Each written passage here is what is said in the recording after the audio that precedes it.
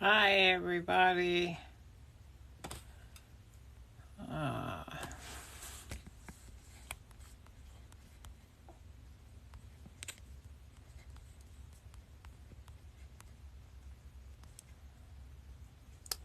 I am going to try and stick this here comment.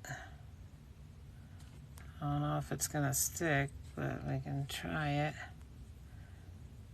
Is there a count? There's a countdown on this thing. I don't want no countdown. I want it pinned forever. Hey, everybody.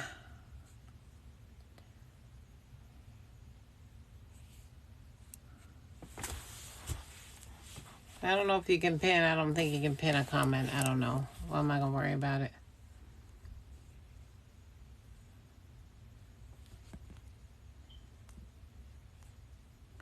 Good evening, Valerie. Hey, Patricia. So, we're going to talk about knits today. I'm going to do a quick thingamajiggy about knits. If you have any questions, you can ask questions because tomorrow I'll be doing the little fit session on pattern 9701. So I'm going to talk about knits today because a lot of people have questions about knits. How do you determine what is what? What kind of knit is what kind of knit? What is this called? This, that, and the other. So I'm going to go over knit fabrics today. So share this video out if you can. I have several, more than several examples as I go over knits. So I see people joining, but I only see a few. It's Friday night and I ain't got no money. I got some money and I just got paid. So share out the video. We're going to talk about knits. Let's talk about knits, baby. Let's talk about knits, baby. Hello, Cindy. Hello, Tammy. We're going to talk about knits today. I'm going to go over knits. I have a plethora of knits. I was going to do a short video, and I think I will still do a short video and keep the video on the feed. But I'm going to wait until some more people join, and then I'm going to go over knit fabrics. The difference is the types. First of all, the types, the differences, care, why, the why in knits. So I'm going to go over a couple of things.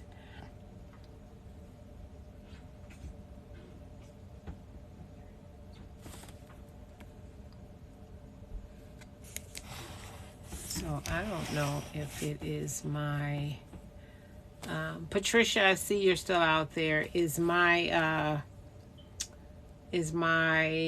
signal good? Last time I joined, my signal wasn't good. What is that?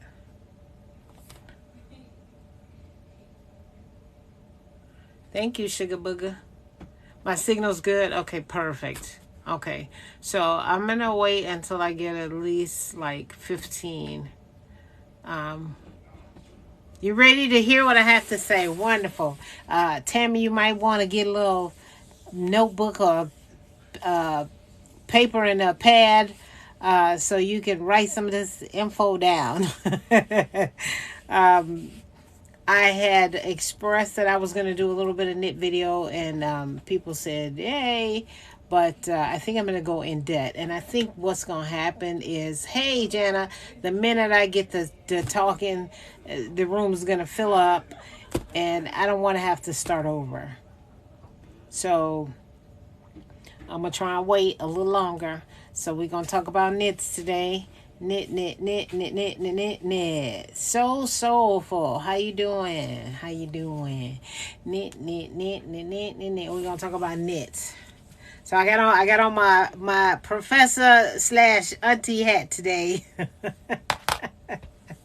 We gonna see where we gonna get today without without this turning into like sewing after dark, we call it.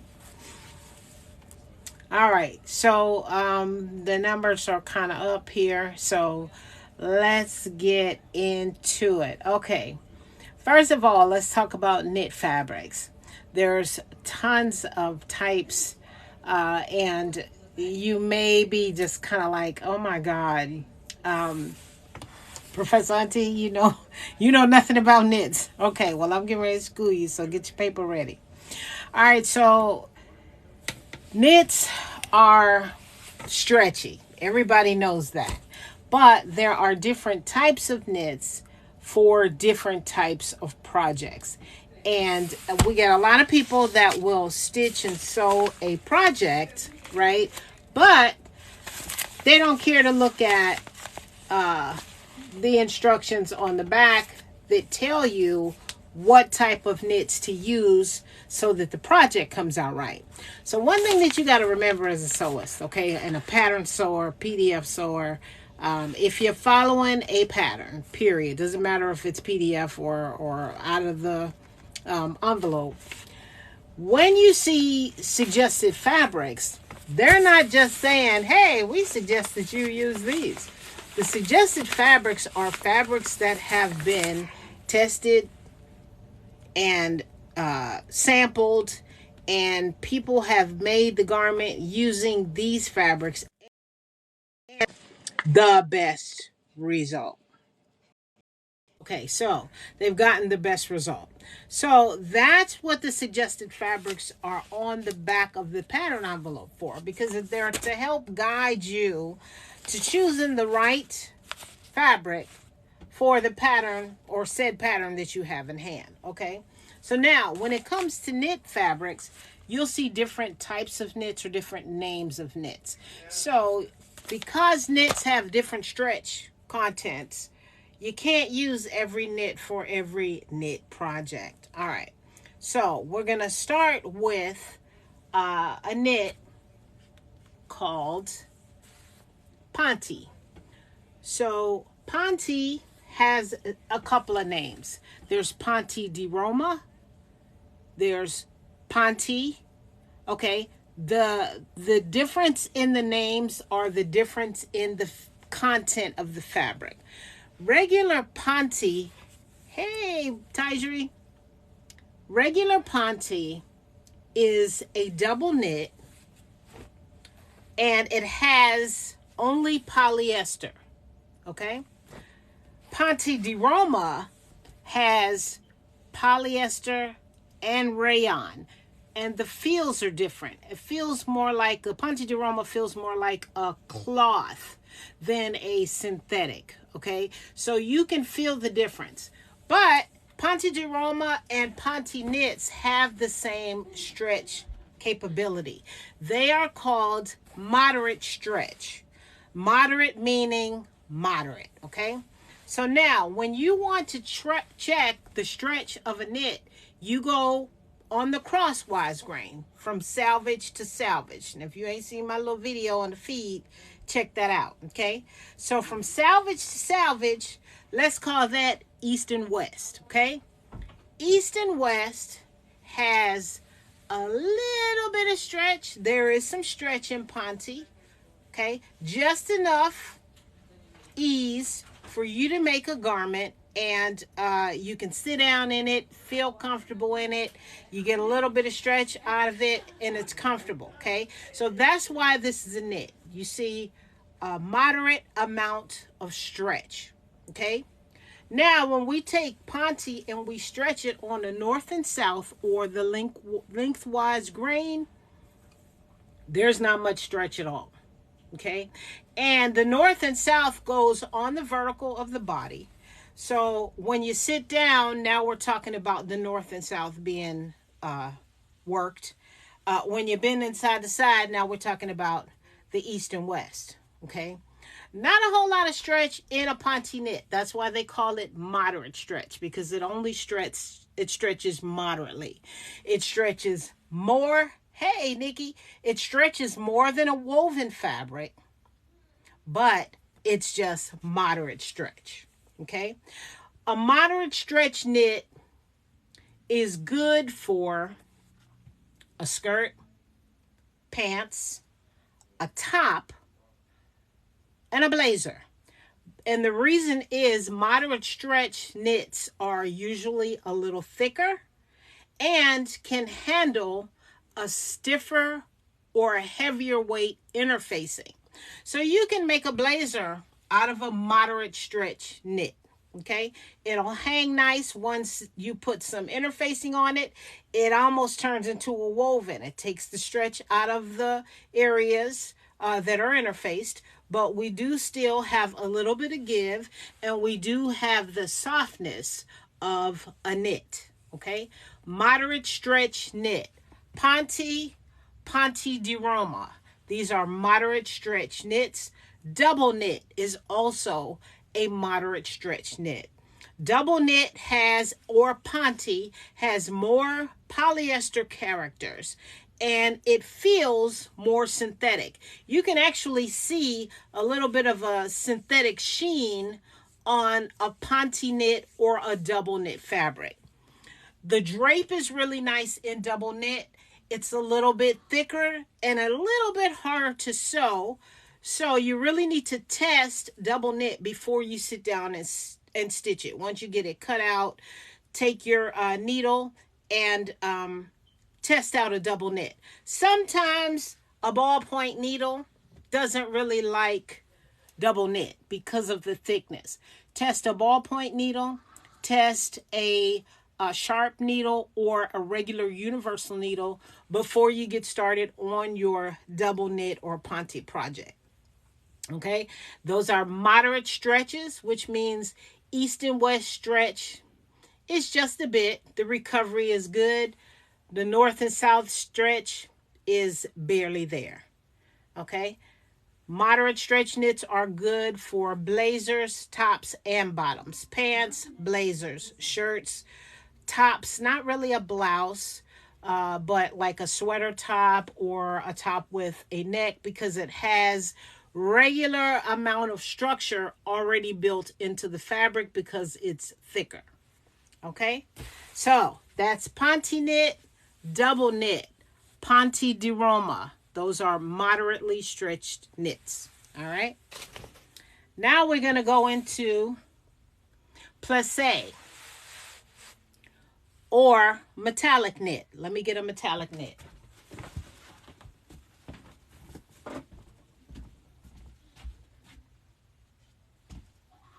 Plissé and metallic knits are knit fabrics that have metal in the threads. And you can see the sparkle. The sparkle in the threads are metal. Okay? Here is plissé. And plissé fabric is only stretched because it's pleated. This is a plissé fabric with a shiny outside or metallic outside because we have metal. Okay. Are you saving this live? I think so. I think so. My lives usually save, so I will save it and post it. Okay, so plissé fabric is pleated. Whenever you see a fabric with a lot of pleats, it's called plissé. It's considered a knit because it is on a knit fabric, but plissé is also a moderately stretched knit. And the stretch comes from the pleating. Once the pleating is stretched out, that's about as far as you're going to get. It does stretch east and west from selvage to selvage. But plissé doesn't stretch much north to south. This one has a little bit of a stretch. So plissés are considered moderately stretched fabrics, okay? And plissés are very pretty. A lot of people have a problem with hemming them. You may want to hem with a rolled hem on a serger.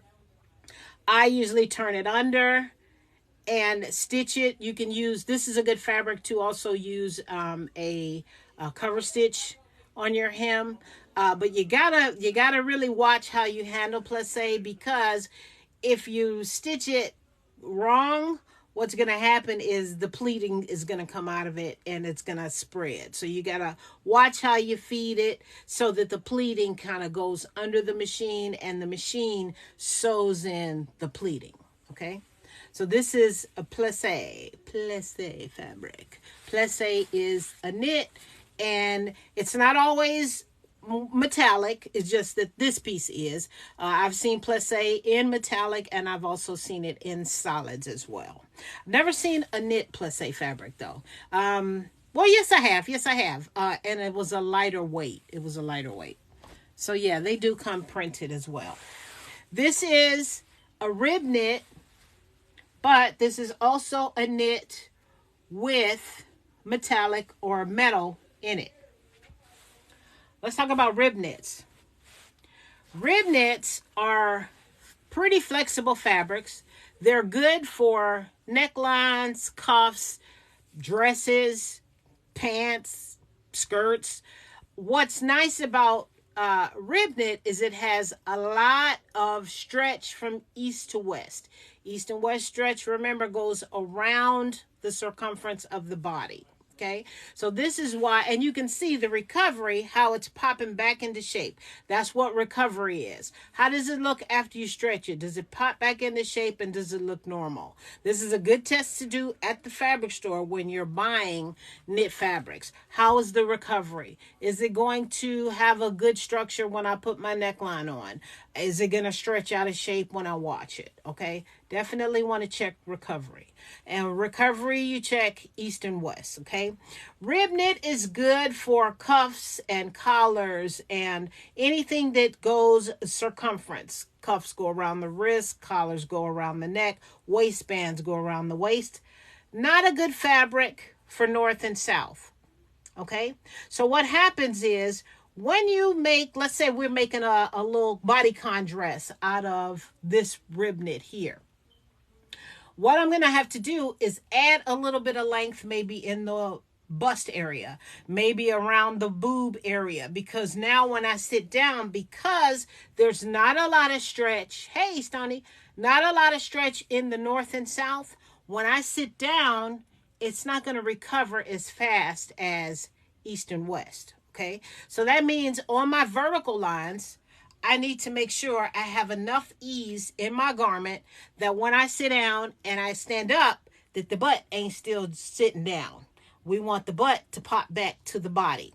So this is one reason why this fabric is used for necklines and cuffs, because it has wonderful recovery, and it is used strictly for the circumference, or east and west going around the body. Okay, so this is why we use rib knits the way we do. So you can use this in a dress, but just make sure when you use a rib knit fabric, because it does not have this isn't even really moderate, this is like no stretch. On the north and south, you need to add a little bit of ease for your garment going lengthwise. Okay, this is a rib knit. Okay, and it's called rib knit because you can actually see the actual ribs here, and the ribs are just like when you knit or crochet. This is the same. It's woven so that we have the ribs in the fabric. Okay, it looks kind of like plissé, but the difference is plissé is pleats. These are pleats. Rib knit is a property of the fabric itself. It's not handmade or machine made like plissé. Okay? East and west stretch, lots of recovery. North and south stretch, not so much. Okay? All right, now let's talk about French terry. French terry is considered a regular stretch. Now, well, now we're going to call this one moderate as well. And French terry is, it has a property of, if you look on the wrong side, what you see on French terry is like loops, like on a towel. Yes, I will show you the other ones. as soon as I get back, because I've only covered like 2 or 3, so I will go back as soon as I do this one. All right, so on the wrong side of French terry, this is how you're gonna know it's French terry. On the wrong side, you're gonna see a textured fabric that looks like loops, almost like towel loops on a towel in the bathroom, a bath towel. Okay. French terry has great recovery and a lot of stretch. Everybody see that? Lots of stretch. And the actual weight of French terry is a little bit lighter. So I would call this medium, light to medium weight. And the only reason why I'm calling it light to medium weight is because French terry is usually coated on the opposite side, and then it has the fabric on the wrong side. It's very flexible. A good item for French terry is maybe a sweatshirt, a hooded dress with a cuff, pajamas. These are good items to make this fabric out of, because this fabric it has a light property and a nice drape. Wonderful stretch from east to west. That's what's causing the nice drape. North and south, not so much. This is why it's good for a dress, because it's not a lot of stretch here. And when we do our dresses are vertical on the body, right? You can do a fit, you can do a flare, and this would actually work nice. So if you see some of those McCall's little sweatshirt dresses with a hood, these yield great properties for that type of dress. Okay. Also good for like a wide leg sweatpant. Sweatpants, sweatshirt, comfortable. It's not a hot fabric. This is a knit fabric that can be used year round. And it can be used with or without a ribbing for a cuff or a collar. It has enough structure, because there's not a lot of stretch in the north and south. Has enough structure that if you put a little bit of interfacing, lightweight interfacing, a collar would hold nicely. Okay? And this is called French terry. And French terry is a regular stretch, because it has lots of stretch east and west, but not so much stretch north and south. It's not a moderate stretch, because this is more than 30% stretch on this garment. Okay? French terry. Now, the fabrics that I already talked about were rib knit metallic. Okay? You can see that this one is actually pretty stiff, because rib knits have a lot of recovery. They bounce back really nicely. You can see this is like folded, and it's still able to stretch and bounce back. Okay, but another reason why this fabric is so rigid is because it contains metal in the threads. Okay, my take on metal fabrics with any kind of sparkle, if you can rub it and see it on your hand, it's going to be on your date. Don't buy it. And I recommend glitter. That's really messy. Okay, I talked about plissé fabric. This is a plissé with a metallic front. Plissé fabric is a moderate stretch knit. It is pleated. Okay, comes in metallic, and it also comes in solid. All right. Then I also talked about Ponte di Roma, and double knit. They all have basically the same property, except for Ponte di Roma contains some rayon, which makes it more of a cloth feel.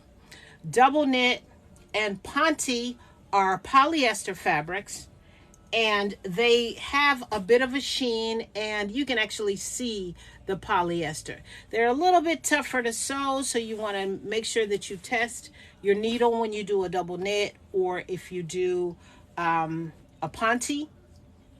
More so than a Ponte di Roma, because Ponte di Roma has rayon and a cloth feel. You can use a jersey needle on this. or you can use a sharp needle, but always test before you get started. The Plessé fabric is a good flow for a dress. Yes, it is. And it's because it's a great flow for a dress because we know on the salvage, there's not much stretch in the lengthwise grain, okay? And we can see the stretch here. A little bit of stretch here, okay? And remember that it's a pleated fabric. This one actually this is the salvage edge here. This one has horizontal pleats, okay? This one doesn't have vertical pleats. So if I lay this down, then the Plessé is going to go around the body. That's probably why this one was on the clearance rack. Whenever I had Plessé fabric, most of the Plessé was vertical. When I laid it out on the grain line, it was vertical, not horizontal. That one's horizontal. Okay, so yeah, watch that when you buy your fabric. All right, so now we're talking about the different types of knits and knit. Now, let's talk about jersey. I got a couple of jerseys here. Got this jersey. And I got this jersey. All right, now, on the actual bolt, when I purchased these fabrics, they said jersey knit. This particular one is a straight up jersey. I think I paid like $2 a yard for it. It does not have good recovery. And with knits, you get what you pay for. The more money you pay, the better the knit. Woven fabrics are a little bit harder to, to distinguish or to play with. But knits, if it's a cheaper knit, you may get less from it than you would a more expensive knit. Now, we can see that this one here is curling on the crosswise. This is the crosswise grain. So now we already know that this one's a little bit on the cheaper side. And like I said, I think I paid like $2 a yard, maybe $1 a yard for this one. It has a decent amount of stretch. The recovery is okay, but my fabric is curling, okay? This can almost be, well, this one can't be categorized as a modal. Well, this one probably can't be categorized as a modal knit. Modal knits are usually very, very thin, and you can see a bit of a weave on the pattern. I'm going to see if you can kind of see the weave in this modal here. Yeah, there you go. Now look on the cream part. You can kind of see the fabric is almost ribbed in both directions. So with modal knit, you can actually see the grain of the fabric. You can kind of see here on the brown as well. Modal knits are very thin. The recovery is not usually really good. So you can see the north and south, the stretch is there, but not a lot of stretch. What I usually do with these knits, because they're very thin, is I'll do a lightweight knit interfacing, and I will use them for pajamas. Usually the pajamas that I make are 2 pieces, pants and maybe a crop top, not a nightgown, because when we sleep, nightgown stretch and this will strangle you. So if you have a modal knit, don't make a full nightgown out of it, because it will definitely twist while you're sleeping.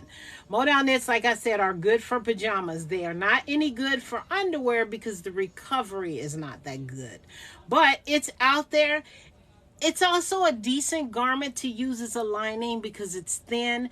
But when you use it as a lining, make sure it's, a lining as one, not a separate lining when you make 2 garments and stitch them together, because this one will probably stretch out of shape. I would put both the garments together and then stitch on the shoulders. So, this will be maybe basted to the front piece or basted to the back piece and then sewn together as one garment. Okay, I've used a modal in that order, lining a sweater knit. Sweater knits and ponte knits don't have a whole lot of stretch. They're moderate stretch garments. Modal is good for lining a moderate stretch garment. I live in the tundra, so that's not unusual for me to do in the wintertime, to line maybe the top of my sweater dress just for a little bit more stability. and a little bit more warmth, I may line the bodice, maybe not the skirt. Okay. So yeah, this is a fabric. You have to use a jersey needle, a jersey ballpoint needle, or else the sewing machine will eat this fabric up. Okay.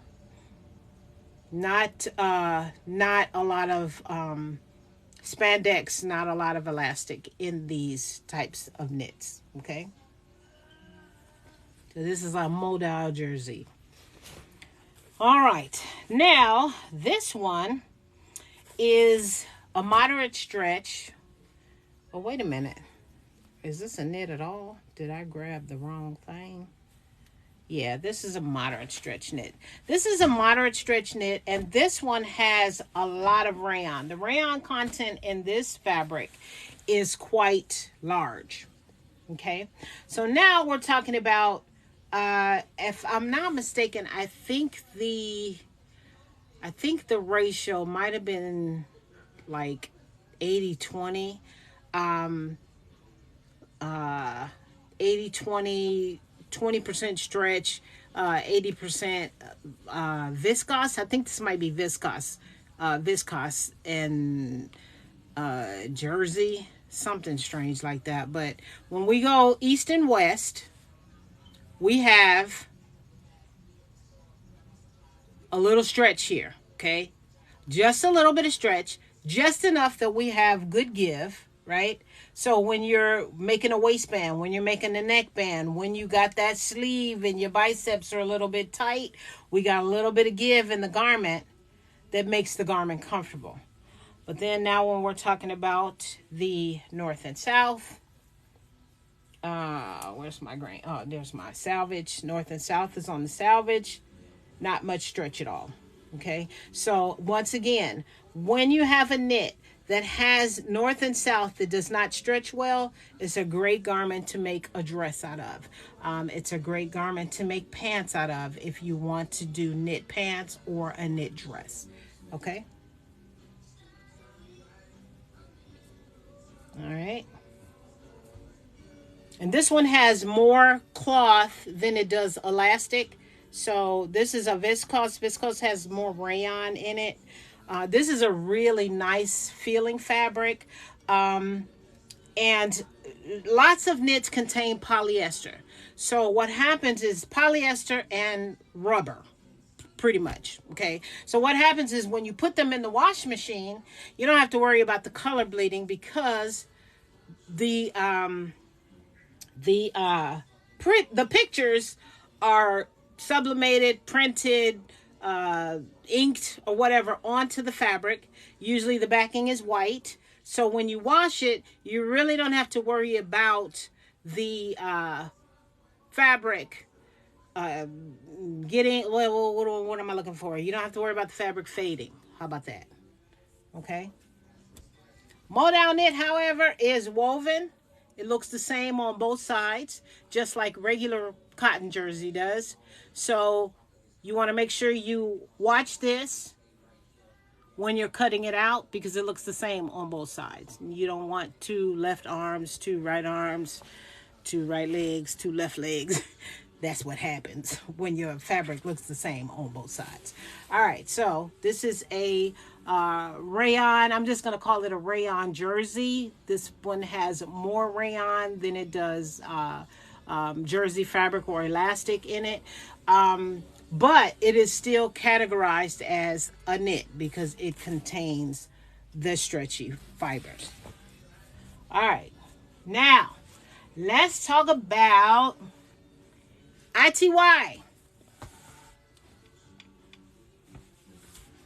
Ta-da! ITY. It's a very, very, very, very spongy, very drapey knit. Okay? Now, the properties of ITY on East and West. When you have a very good grade of it. Now, this comes in very good grades. Like grade good to grade kind of cheesy. Now, this one is a knit from FWD, Fashion Wholesale Direct. In my opinion, as long as I've been sewing, this is Yes, I do. This is the best ITY knit that I've come across so far. They have tons of colors. It's a good product. It feels really, really nice. Okay, now, ITY stretches so much that it becomes transparent. This is a lot of stretch, okay? So we're talking about an ITY knit from east to west. It's almost like 100% stretch, okay? It stretches. The recovery is wonderful. You see how it bounces back? That's recovery. But let's look at along the selvage, which is your north and south stretch. There's only a little, not quite as much as east and west, but there is some stretch there. So the cheaper the ITY, the less stretch in the north and south or along the selvage. And I got a one here that I can definitely show you the difference.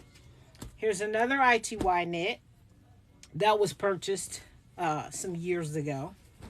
And I like it because it has a, this is not metallic. This is actually paint on here. We have lots of stretch, right? This is east and west. But on this one, the north and south is not quite as much as the other one.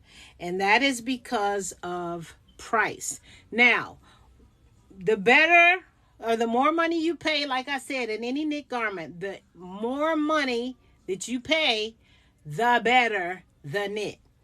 If for any reason you get those knits that curl up on that selvage edge and look kind of a little bit smaller than the rest of the fabric, clip the selvage edge and that will relax the fibers on the edge. And when you lay your ITY knit out, you don't have to worry about this part being shorter or drawn in. You can put some slits in the selvage because you're not going to use that part anyway. You shouldn't be using that part anyway. Then your fabric will relax and then you'll be able to proceed as normal. ITY has lots of polyester and a lot of elastic, okay? The reason why it's called ITY is called interlocked twisted yarns. It's because of the weave of the fabric that causes the properties of the fabric. But there's polyester here. Colors are always bold. You can wash it and not worry about it fading over time. So these make really pretty dresses because they're drapey. Makes wonderful blouses. Makes wonderful palazzo pants. Anything structured? No, because we got too much stretch in the north and south, too much stretch in the east and west. These are for drapey garments and drapey garments only. If you put interfacing on it, you can put interfacing on it and you can make a blazer out of it if that's what you feel like you want to do. Don't tell them I told you to. But anyway, if you put interfacing on it, what you're going to do is you're going to lose the property of the fabric. Okay, so if you want to make a blazer out of a stretch knit, viscose with elastic. A viscose knit is good. Anything with moderate stretch is good, okay, because they handle interfacing well. Takes a little bit of the stretch out, but it does not change the property of the fabric because the fabric is thicker and heavier. ITY, not so much, okay? These are for drapey, fun. Cool pajamas, cool robe. Let's back up on the pajama thing. Beautiful robes, beautiful nightgowns on the bias or just a little stretch nightgown. No pants, no tops because you'll sweat to death. This is polyester. Caftan is a little bit too rubbery for caftan. And let me tell you why I say no on a caftan. Because ITY has so much drape. A caftan requires a lot of fabric. Then it becomes heavy. So what's going to happen is caftans require a lot of fabric. Lots of ITY fabric has a lot of elastic in it, lots of drape. Your caftan will get heavy and it will grow and get longer and longer, and after 2 washes you'll be tripping over it. So it's not a good fabric for a caftan. If you want to use it for caftan fabric, I would suggest that you stabilize the seams that go vertical. North and south, put interfacing in the seam and serge it. Then you don't have to worry about it growing. Okay, you don't have to worry about it growing over time. Okay, so yeah, you can caftan it, but you got to do a little bit of extra work to an ITY if you want to make a garment that requires a lot of fabric. Okay, yeah, it becomes pretty heavy after 2.5 yards. It becomes really heavy. All right, let's talk about jersey. This a regular jersey? Yeah, let's talk about regular jersey fabric. Okay, this is a regular jersey knit. This was actually from the Joann Fabrics Pop collection. It used to be called Doodles. Okay, if you're gonna use Doodles or Pop fabric, definitely want to wash them first because they shrink. These are shrinky dink. Okay, so put these Pops and these Doodles made by Joann in the wash first. Even if you're a person, Miss Carol, I don't wash my fabric. Well, look here. Wash this, because if you don't, you're going to be throwing it out after you wash it. Okay, so don't do that to yourself. Don't waste your time at the sewing machine and wash your stuff and you can't wear it after you wash it once. So wash this before you do your project. All right, now, this is a straight jersey. Has wonderful recovery, right? Not wonderful. It has good recovery because I'm using actually the double thickness here. Good east and west stretch for regular jersey, okay? North and south is moderate, okay? Jersey fabric has a little bit of elastic, not nearly as much as spandex and some of the other fabrics that I'm going to show you. So what you're going to do is you're going to use a jersey needle. How I determine, do I use a stretch needle or do I use a jersey needle? How do I determine? Both needles are considered ball point, okay? So ball point means, let me show you what ball point means. Ball point means this. You know how we have the ball point pen? See how the point on my pen is like a ball, right? What happens with ballpoint pens and your stretchy fabric is when there's elastic, let's act like these are elastic fibers, my hair fingers, and we stitch, this is what happens. It goes through the elastic. If you use a needle that is not good, too sharp, or not good for your fabric, your stitches will skip, or every time it pierces the fabric, it'll cut your elastic, and you can hear it. You'll hear it go pss, pss, pss, pss, and it just doesn't sound right, okay? So you need to change your needle. So what I do is I say, okay, does it feel like cloth or does it feel like polyester? If it feels like polyester and it feels kind of slick, it's got more elastic fiber. So you use a stretch needle because it's got more stretch. If it's moderate and it has a cloth feel, more cotton, a little more rayon, then you use a ballpoint, okay? You use a ballpoint needle and it will pierce this dense fabric, okay? Test, test, test before you start your project. Always test, okay? This is regular jersey fabric. Great for pajamas. Great for shirts and summer shirts with a little back out. I'm not a fan of jersey for dresses because you can kind of see this one right here. This is a jersey. Well, this one is a cotton spandex. I could have used a rib knit on the neckline. The dress is okay. I don't know, maybe because I wore it. Maybe this is like my fourth time wearing this dress. I don't usually wear my clothes that many times. But the Microtex needle, okay, we'll talk about that once I get to the end. We'll talk about Microtex. Microtex needles have a super sharp tip on it, okay? This is a Microtex needle. Okay, so I got the difference. Here's our ballpoint needle, right? Here is our, and I'm just using these pins as an example. Here is our stretch needle, okay? You can kind of see the difference in those two needles, right?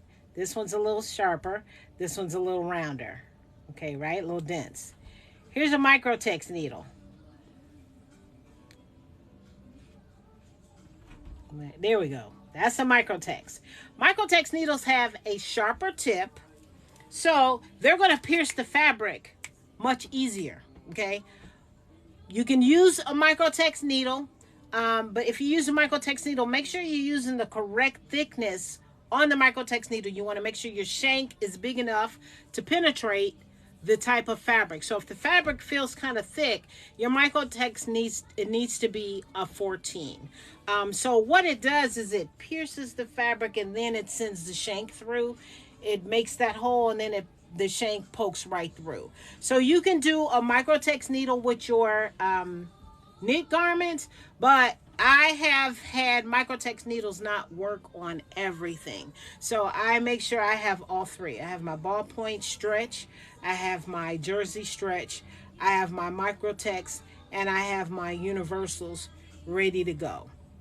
That's why I always test, because different fabrics require different things. I've even sewn satin with a ballpoint needle, and on some dull satin it works, some it doesn't. So you really need to test before you stitch your project, okay? So jersey has good stretch east and west. Sometimes with jersey, if you don't pay a lot of money for it, the recovery is not going to be really good. And then we have moderate stretch on the east and west. Moderate stretch means it's good for a t-shirt dress. It's light enough for pajamas. Now you can make pants out of this. You can make shorts out of this. Nightgowns you can make out of this. And these jersey fabrics perform really well with a fusible interfacing. Okay, knit interfacing. Use knit interfacing whenever you use your knit garments. And that is because knit interfacing stretches as well. All right. Next fabric is, this one is a scuba knit. All right. Scuba knits have obvious salvages, and you can see this one has the little needle marks. You can see very obvious. They are slick feeling to the touch, also kind of thick and kind of rubbery because they contain a lot of elastin fiber. Okay, now it's a little thicker, it's got more structure, it's a heavier fabric. Okay, so let's look at the east and west. This is the east and west stretch. Look at the recovery. See how that pops back? We're not looking at curling edges either, and this is the crosswise grain. Crosswise grain is a weaker grain. Scuba versus neoprene versus Ponte. One of those fabrics just doesn't belong. Ponte is what doesn't belong. Scuba has way more stretch. This is not considered a moderate stretch garment, okay? Neoprene is thicker, but the properties are generally the same. Well, yeah, it's a lot thicker. How about that? Okay, so north and south is hardly there. It's moderate in that sense, but in Ponte, we have way more stretch than a Ponte garment, okay? This is why we can do a little bit more stretchy with this than we can with a Ponte.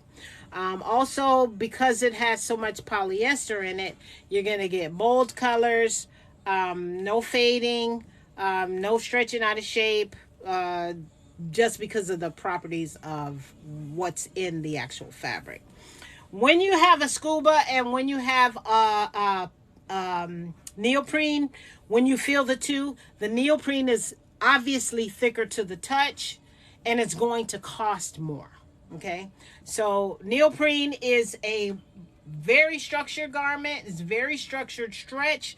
It has great east and west stretch, very little north and south stretch, so it's good for dresses and skirts. And that's how come when you make a skirt out of neoprene, it stands right out.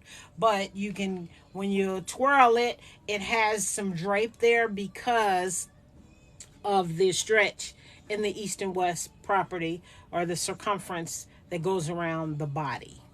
Okay, it's a hot fabric too because it's got a lot of polyester in it, but it's got a lot of stretch as well.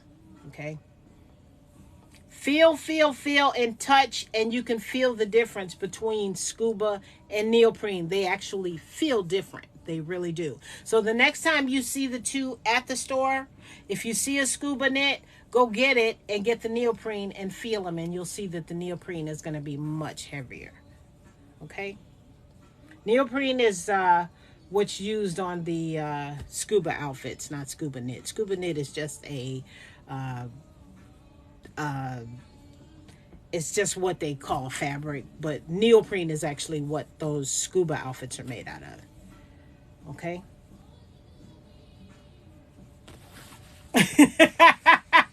I saw that, Julie. All right, there we go.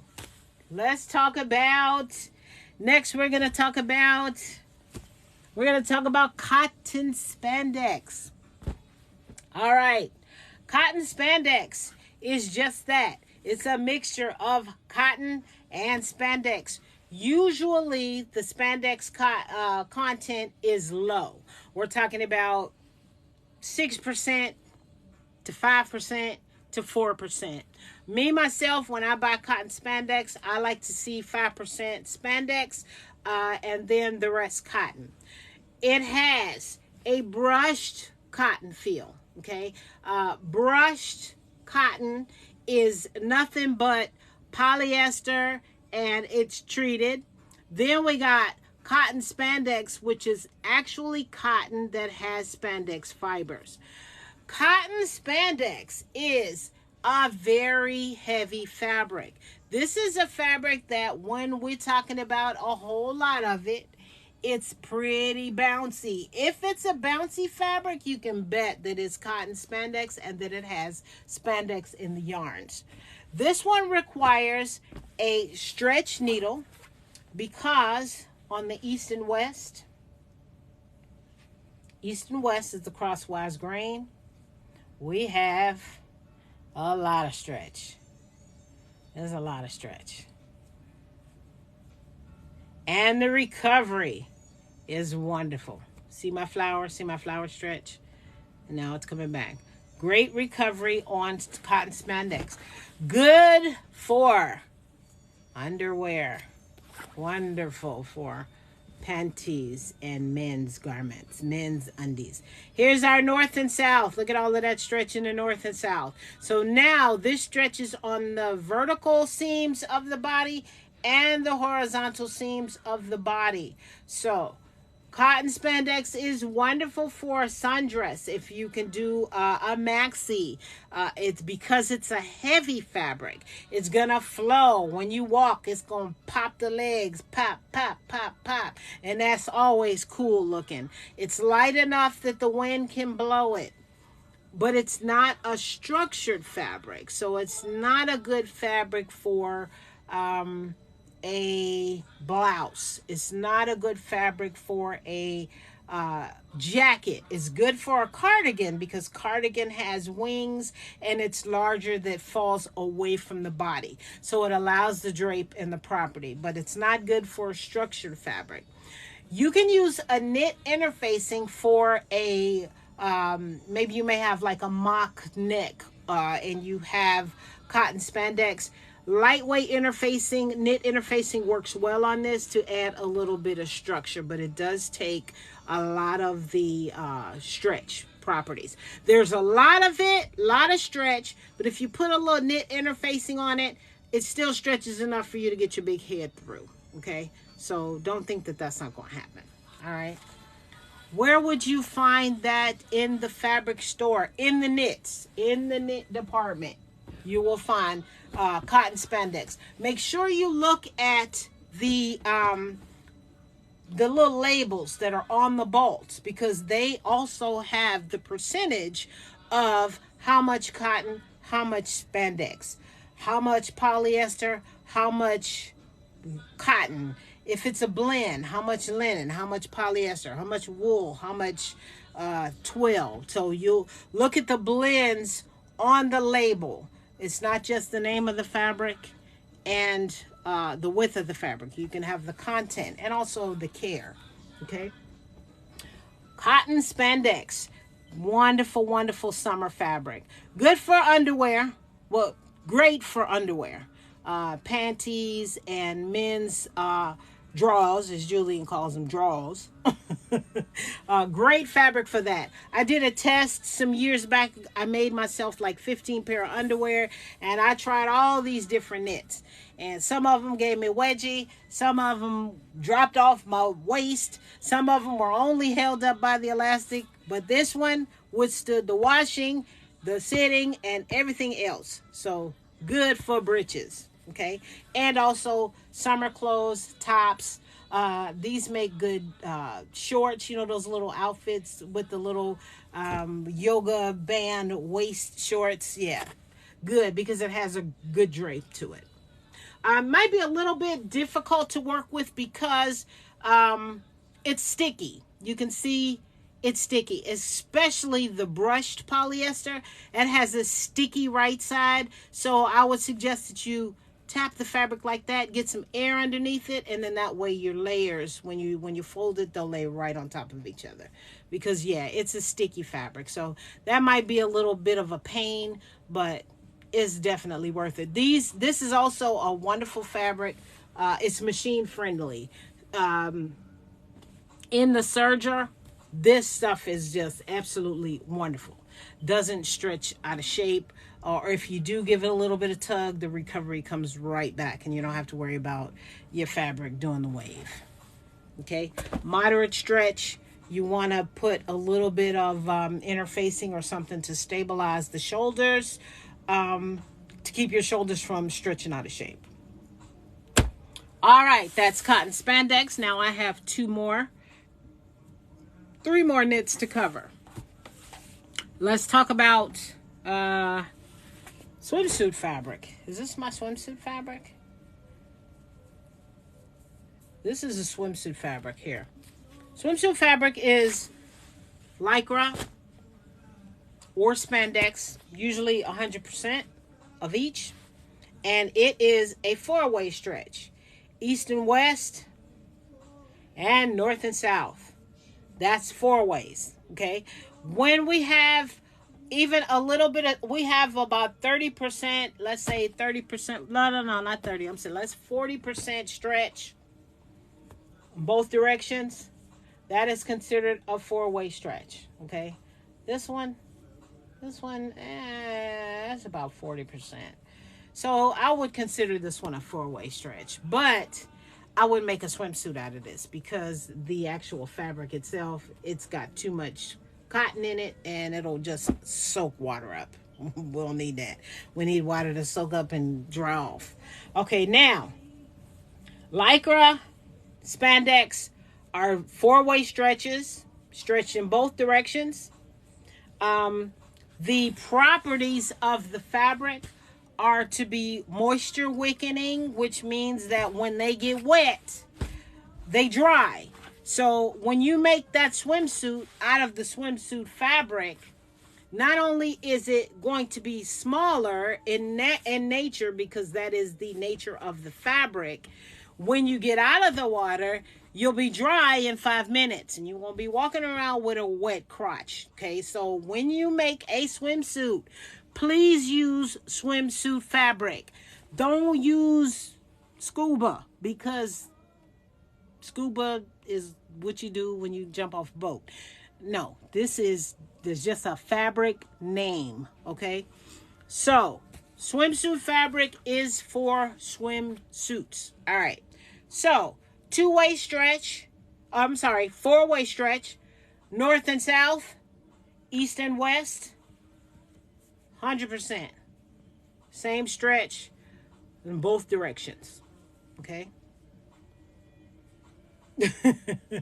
Unless you're trying to be cute, right? And if you one of them nip people, then you can make your swimsuit out of jersey, and then you will have boobage, and all your your clothes will be stuck to your body, and it'd be like a wet t-shirt.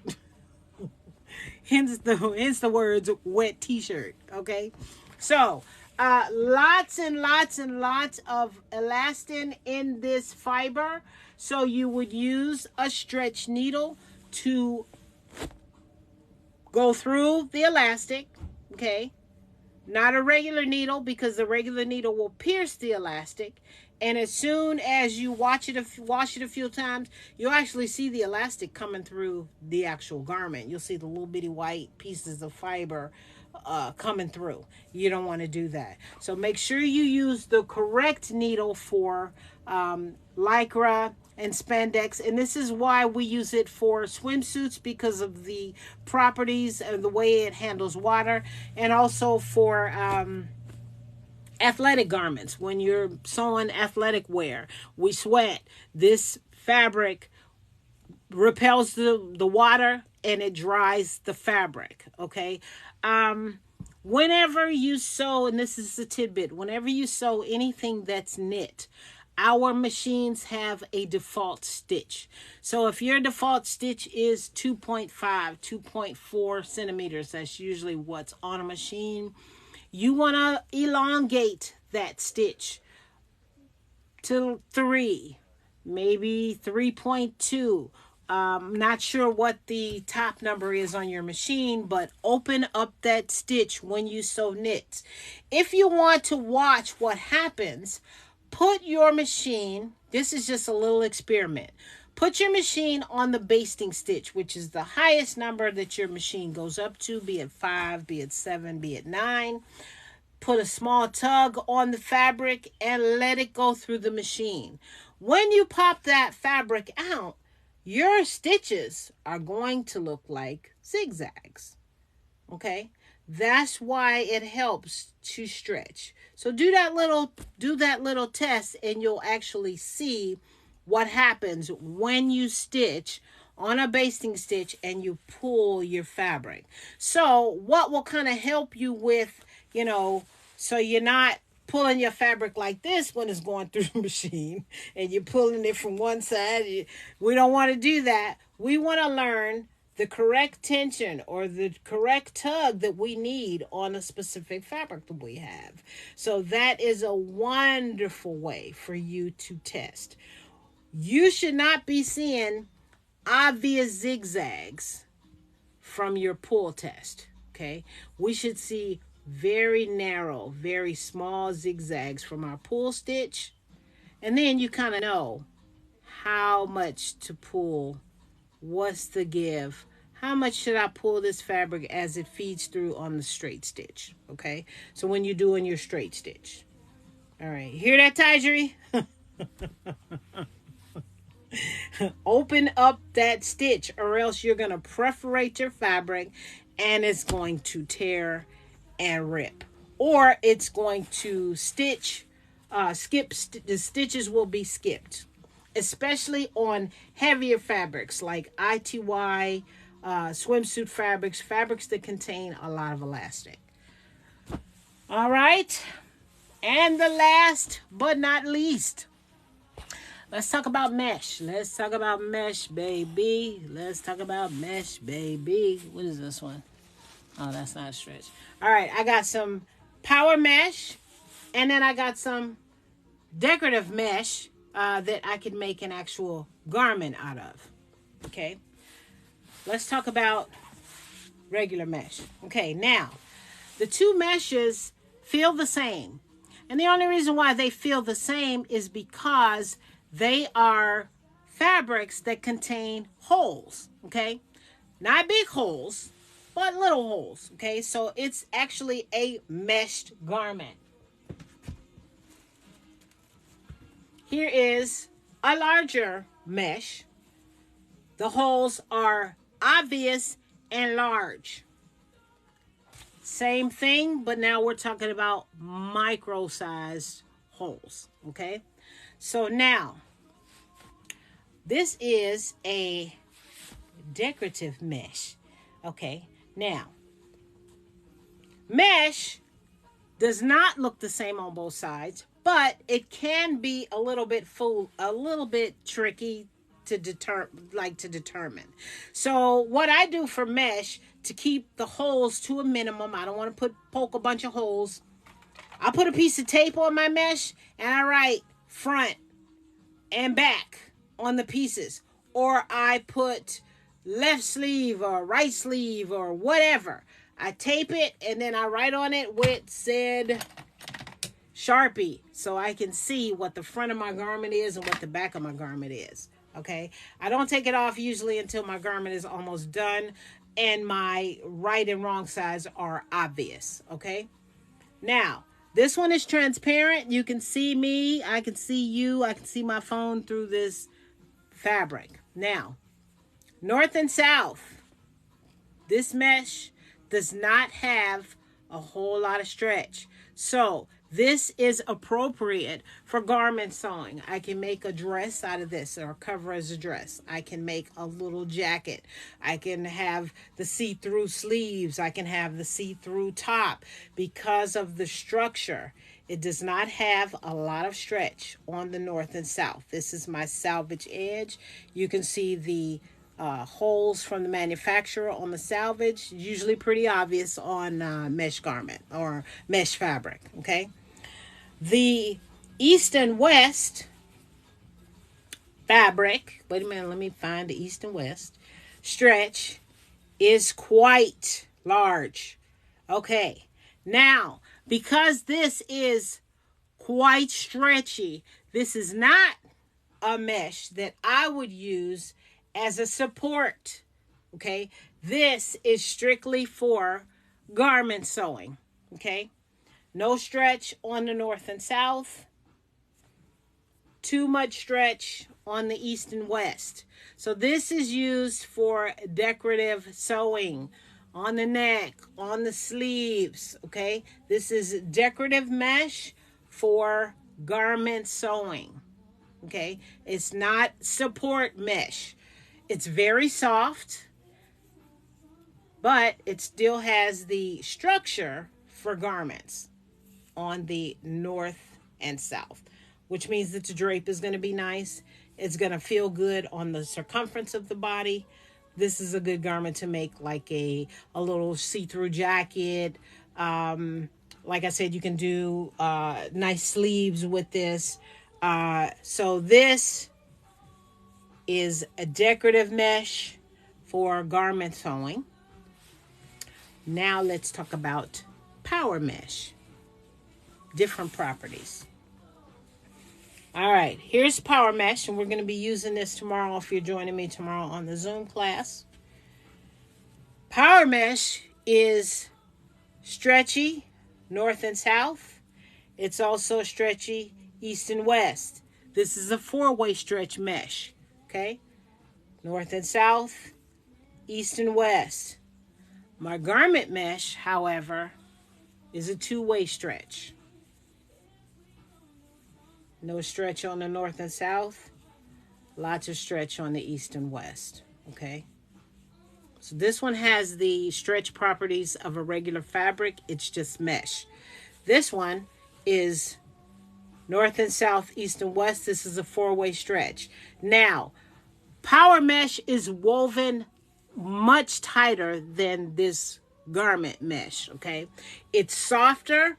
When it's smoother, you can tell it's woven tighter. That means that the holes are smaller, much smaller, okay? So it gives us the ability to stretch in both directions. And when this is stitched together, it allows enough stretch on the body, but it can be stitched close that it holds us in, but we can still move, and we can still be comfortable because it allows that extra stretch. So we can use power mesh underneath a garment as a quote unquote spank. It's not as thick as a spank because it's a mesh. Thank you, Carmen. And you can actually see the salvage edge here and the salvage is obvious on the power mesh. Power mesh can be serged really nicely. It can also be stitched. What I would recommend to keep it from getting eaten up in the fabric is you can put a piece of paper underneath when you start sewing, or start at least an inch or so down. If you're going to be zigzagging, start an inch or so down, go backwards, and then come forward on your stitching. Okay, power mesh is soft to the touch, and it's silky feeling because it's woven tighter, and it is a 4-way stretch, so we can use this to support the body. Okay, so think about it. The 4-way stretch fabrics that we talked about were swimwear. That's something that is woven very tightly, and lycra, spandex, and it supports the body. So we can use this to support the body. When we do I need you to tell me if I have power mesh or regular mesh. I can do that. Actually, you can do that just by touching. Power mesh is soft and slick feeling. You can feel the polyester in the power mesh. You can almost feel the elastic. Regular mesh, the holes are larger. And then there is not much stretch on the north and south. Okay, you're not going to have a whole lot of stretch on the north and south on regular mesh. You'll have a lot of stretch going east and west, but the north and south is going to be minimal stretch, if you have any at all. Okay, if your garments don't look professional after a course with Auntie, shame on you, Tyjeri, because yesterday you was making me itch, and Julian was going, oh my God, fix it. Julian, you just look tired. You look like this. Julian was giving all the gems, and Tyjeri was like, okay, Julian, but I'm still going to do it at one. I was like, oh my God, no. I felt your pain. Okay. So those are the different types of knits that are generally at the fabric store. So when you go shopping for your knit, what I want you to do, the mesh used for compression is power mesh. Power mesh. That's what you use for compression. Okay, that means it can be tight around the body. It compresses and holds the body, but it's going to feel like a second skin. Okay, so yeah, same thing. Compression mesh, power mesh, it's all the same. Okay, the power mesh that's on a bra has a little less stretch, but the that are used on the sides of bras, little less stretch. A lot firmer than power mesh. You can see the power mesh it has gray drape qualities. The power mesh that's used on a bra is stiffer. It's stiffer. Has the qualities. It's still a tightly woven mesh, but it's stiffer and it's thicker. It's a thicker mesh. Okay. If you have power mesh that is used on a bra for an innert on a garment, that's fine, because they are going to perform the same. We just have to watch the seam allowances when we do that. And when we do the class tomorrow, I'll definitely talk about that. So those are the different properties of knit. So when you are going out about your knit journey, what I would suggest that you do before you start your knits, once you get everything cut out and you have your scraps, run those scraps through the serger. Run your scraps through your sewing machine. test different stitch lengths. Okay, try the default 2.5, try 3.0, try 5.0. Then after you get done and do these all in a straight stitch, then try zigzags, different widths. Is it narrow? Does the lightning bolt stitch like this fabric? I find that the lightning bolt stitch likes more elastic than the stretch. So when I do my lightning bolt stitch, when I have a regular jersey fabric, I have to open it up a little bit wider. When I have a tighter woven fabric or a 4-way stretch, my lightning bolt stitch, I can leave it a little smaller. But generally, I open up my lightning bolt stitch to a 4. It's good on my machine. I open my stitch length up to a 4. It's easier to pick out if I make a mistake, and the stitch is longer. You can see it. But when you go to the right side of the fabric, it still looks like a straight stitch seam. Okay, you can't see the jags from a zigzag stitch. Okay, so that's the lightning bolt stitch trick. Okay, so when you get your fabrics or when you pick them in the store, do a recovery test. Stretch east and west, stretch north and south. Is this what your garment requires? If you're not there shopping for a garment, is this what you want to add to your collection? Okay, what can I use this for? Do I want a dress? Do I want this? Do I want that? You know, think about what it is that you'd like to make with it and before you purchase it. If you buy a jersey fabric from Joann, Pop, Doodles, whatever that collection is, make sure you wash it first. My experience with this fabric is that it shrinks to the dickens. I have not had any problems with the other stretch fabrics because they contain more polyester. Okay, this one has a low content of polyester. It really shrinks. Okay, and that's when it hits the dryer, it's like a shrinky dink. So make sure you wash these before you do your projects because they're pretty fabrics. Some of them are a lot of fun. That's the doodle right there. That one right there, that one we did online. That's a doodle fabric, but it's been washed twice because I really like that and I didn't want it to. I wanted to get all the shrink out of it. So I got all the shrink out of it. Let's see. Okay, does anybody have any questions? While I'm on talking about knits, baby. I'm gonna roll back and see what I see. Let's see what I see. I'm gonna see what I see.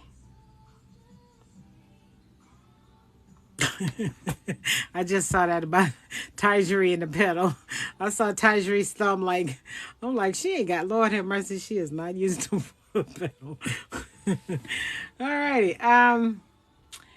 What is the doodle? Oh, the Doodle / Pops fabric. That is a brand that Joann carries. It's a knit fabric that they carry, and they call it Doodles or Pop. There it is, Pop fabric. It's just one of their knit brands that they have, and it's one of their knit fabrics. Okay. Class about to be lit. When we go into the class tomorrow, we're going to go into actually how to fit a knit garment for your body, because everybody does not wear the bodycon, but if you hook it up right, then you can make the dress, you know, skim the curves and not get buried in the back fat or whatever. You know what I'm saying? You just have to make the dress to fit your body. And in the class, what I'm going to do is share with you where to cut your pattern, where to spread it, where to hook it up, how to keep the neck from gapping if you have a gapping neck. And then the last thing we're going to do is we're going to draft a facing, okay, in addition to the power mesh, okay, to attach to our dress. And when we flip it in and out, you don't have to worry about flip out. You don't have to worry about seeing the inside. It'll be a nice clean neck. It'll fit you wonderfully, and you'll have that pattern adjusted and altered for you, and to lay it out and make it as many times as you need to, because it's an easy sew. But if you have the pattern hooked up for your body, you can make that dress as many times as you want. You can make a shirt, you can make the dress, and then every time you make it, you know it'll fit you to a T. So we're going to do that, excuse me, tomorrow in class. I have put Carmen's link in my bio, or in my stories, in my Itchy Graham crackers. I think that's what Julian called it yesterday. In my Instant Graham cracker site, if you go onto my stories, my handle is the same, and you will see a link to join my good looking face group. And all of the information is in there. You get a link to the Zoom, and we'll be on it tomorrow. So I hope I helped you guys understand the different properties of knits and some of the types that are out there. I think I got pretty much, I got a lot of the types that are out there. If you have any questions about knits, go ahead and ask me. You can ask me now about, surgeon or sewing or whatever you want about knits, because I've used all kind. You see, I purchased all kind as well. I have a knit shelf in my closet. Anybody got any questions about something maybe they're making? Anybody want to come up real quick and talk about something that they're working on? What ones are good for unders? Cotton, spandex. The spandex count can be low. 4% or 5% are the best. And then 95 or 94% cotton. Great recovery, great coloring on the fabric, great to wash. Wonderful, wonderful. Bamboo spandex is good. It's a little thinner. The bamboo cotton, it's a little thinner because it's sustainable. But if you're into sustainability, that's a good one for you to use as well. Okay, yeah. The bamboo cotton is good. It's a little thinner, but it's still hardy. It's got that hardy cotton feel. It's just a little lighter. What about the knit fabric that say breathable? If they say breathable, then that means they contain a lot of cotton. Cotton is a breathable, natural fabric. That's fine. Make sure you wash it first because it will shrink. Okay. Anybody else got any questions? While I'm Professor Carol, not Auntie Carol. Auntie Carol cracks jokes. And, nothing. All right. So I did my little knit blurb.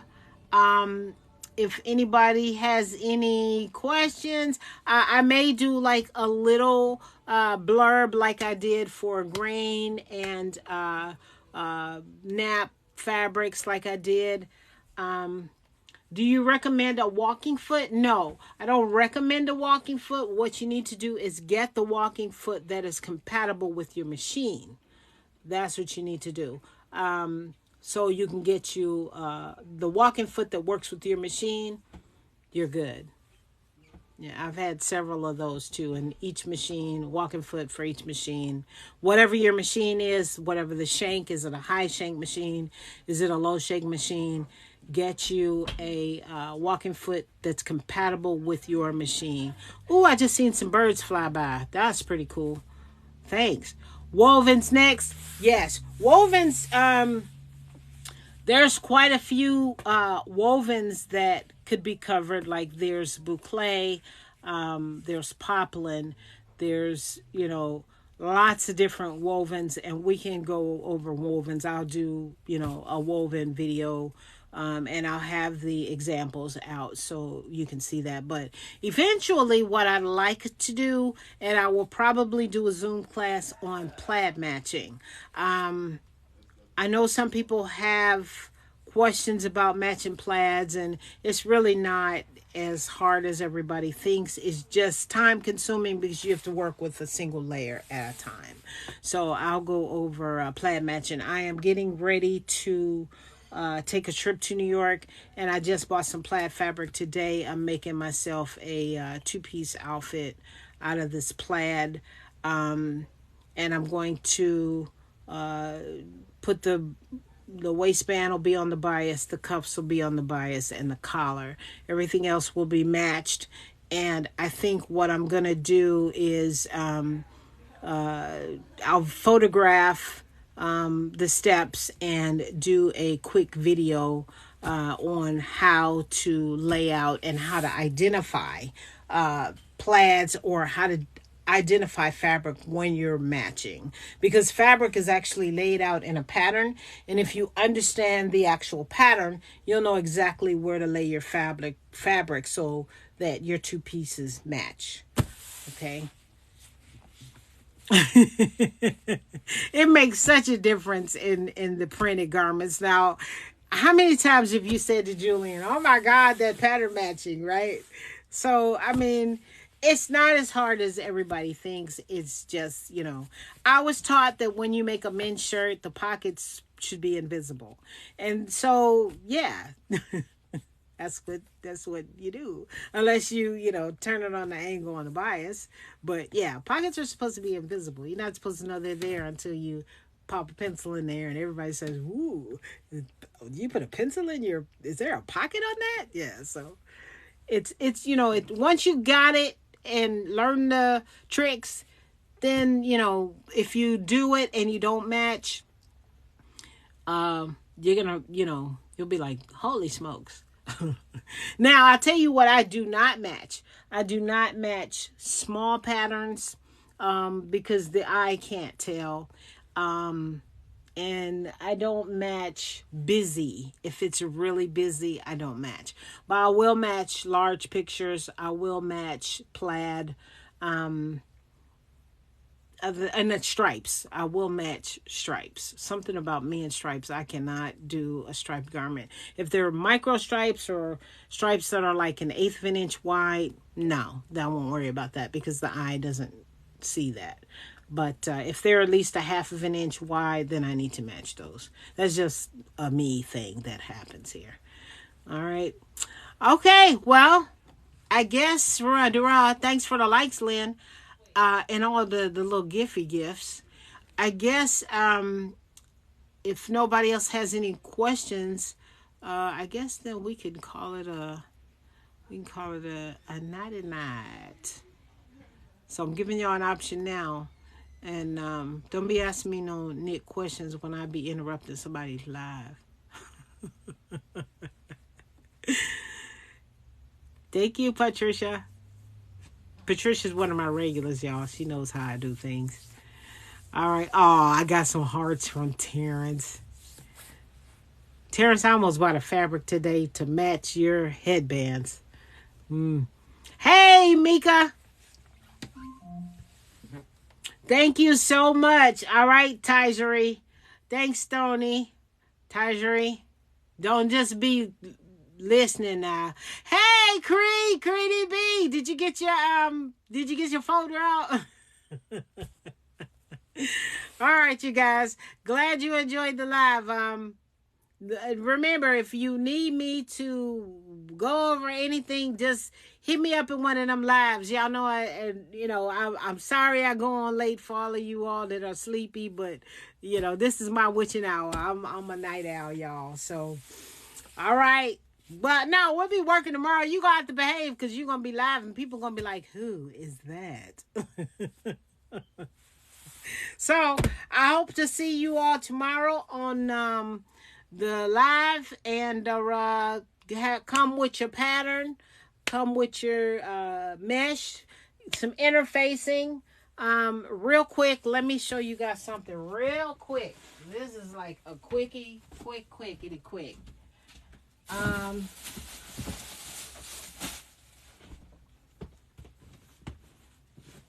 I had to buy interfacing because I am like totally out. I have none. Interfacing, folks. This particular interfacing we're looking at is a knit interfacing from Joann. It's fusible, so that means it has the glue on one side, has the fabric on the other side. Okay, so interfacing is interfacing, but it is still fabric. We have salvage, salvage. This is the crosswise grain. This is the lengthwise grain. Knit interfacing from salvage to salvage. This particular one I think is 22 inches wide from salvage to salvage. And it is stretchy on the crosswise. Not so stretchy on the lengthwise, but it does have a little bit of give. This is why we use knit interfacing on knit fabric, because the east and west stretches. So therefore we do not lose the property or the natural property of the fabric itself. All it does is adds some stabilization, still allows the stretch, but it does make the fabric a little thicker and a little bit more stable to hold stitches and to stop waving and skip stitches. Should we cut out fabric? I was going to wait. No, don't cut out any fabric. Only cut your pattern. You're going to need your knit interfacing though, because we're going to be cutting interfacing as well. Tomorrow will be recorded. If you're a part of the group, you can refer back to that video as many times as you need to. Do you iron before the cut? It depends on the type of fabric that you have. If you have a fabric that is drapey, hang it over a hanger or hang it over something, and the wrinkles will just drop out of it. If you have a jersey knit or a stretchy fabric that has more of a cotton feel or visco, or it's mixed with some kind of natural fiber and it's not all polyester, go ahead and press that. So you can iron. If you have divots and folds in your fabric, go ahead and iron those out, because if you have a lot of folds in your fabric, what happens is that little mountain right there, that equals yardage. So we have folds like this on 2 yards of fabric. Now we have lost maybe even a half an inch. So this is inches. Press it out, and now we just got straight fabric. Okay, so yeah, if you have folds in your fabric, go ahead and press them out. Do you apply the interfacing before the cut? There is a term called block fuse. And that's when you take the whole piece of fabric and you iron interfacing on the fabric before it's cut. We will not be block fusing this dress. It's not necessary because we do not need the whole dress interfaced. Block fusing is wonderful for a fabric if you're making slacks or if you're making a blazer, but it's not necessary for this dress. You have to watch what you do for block fusing. Kind of like French seams. We got a few people out there that'll French seam denim. It's not necessary. French seams are made for fine fabrics and thin fabrics, and not for all fabrics. So some people French seam a lot of stuff, and it's really not necessary. All right, interface slacks. Depend on the fabric. The only time I would recommend that you interface slacks is if you're working with wool. Then you can block fuse and them. Satin fabrics, no. No interfacing on satin unless you have facings. But no, I don't recommend satin interfacing. No, it ruins the property of the fabric, and it's such a temperamental fabric. You would be able to see the glue dots on the right side. You don't want to do that. So Satin, only time you interface the satin is on a facing that's going to be on the inside of the garment. A thin interfacing for a satin depends on the type of satin. Is it dull satin? Is it charmeuse? You know, depends on the actual type. We need to have fabric cut and mesh. Right? No, not fabric cut. Only cut the pattern. We're only going to be talking about the pattern. So if you want to come to the class, have the pattern cut out in the size that you need. No for the slacks. Not unless it's wool. That's the only time I recommend full block fusing and interfacing for slacks, is if it's a wool, and wool crepe to be exact. Yeah. Or not even gabardine. You making slacks, but the fabric is very thin. Not interfacing, those, that needs to be lined. That needs to be lined. All right. I'm a plethora of information. I don't know why I remember everything I do, but I remember what muslin do you want us to use tomorrow. If you're going to make a muslin of your dress, you need to use some knit fabric that you want to make, maybe a wearable muslin, or some knit fabric that you bought and was like, hey, I'm not going to do nothing with this ugly stuff. Use the muslin. This is a knit pattern, so we need to make a knit muslin. So the muslin fabric needs to have the same properties as the fabric that you'll be using to make your regular dress or any dresses going forward. And I think with that dress, it recommends, I don't know what the recommended knits are. Anybody have the pattern 9701? Does anybody have it close by? Hold on one second. I think I have it over here. Oh. I went shopping today. You guys are like terrible for my pattern. I bought more patterns today watching Stoney's videos. Lord have mercy. I don't need no more patterns. And I'm getting old, so I done started buying doubles because I can't remember if I have the. Do I have this one? Is anybody, I'm not having success. I don't think it's here. Oh, I got it. I got it. Mimi G 9701. She recommends stretch knits such as rib knit, jersey, two-way stretch, lycra or spandex blends, which are four-way stretch. So stretch velvet. So she does recommend you can use any kind of knit on this pattern because she's covered all of them on her recommended. The pick a knit rule is, are you guys familiar with how the pick a knit rule works? And this is how you determine if your knit is a good knit for the project. What they tell you to do is take the fabric, your knit fabric. So this will probably be good for some of you all that are not familiar with the pick a knit process. You would take the selvage of your project, right? And here's the pick a knit rule chart. And it says, if your garment stretches from here to here, 4 inches folded fabric must stretch from here. Okay, so when I fold the fabric, it must stretch from here to here.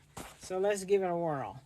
So here's my selvage. So I'm putting a little fold in there, right? And now I'm going to see, does my fabric stretch from here to the end? Everybody see that?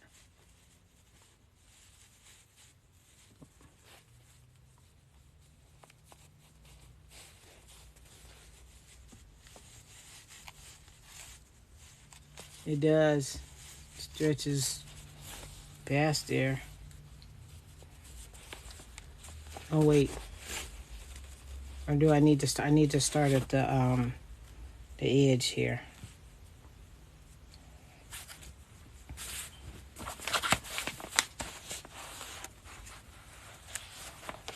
Oh crap. I'll just do it here.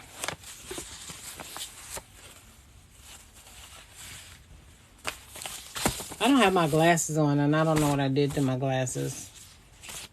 Okay, hold on. Let me read it one more time. 4 inches of folded fabric must stretch from here to here. Yeah, this one is like way good. This one is more gooder.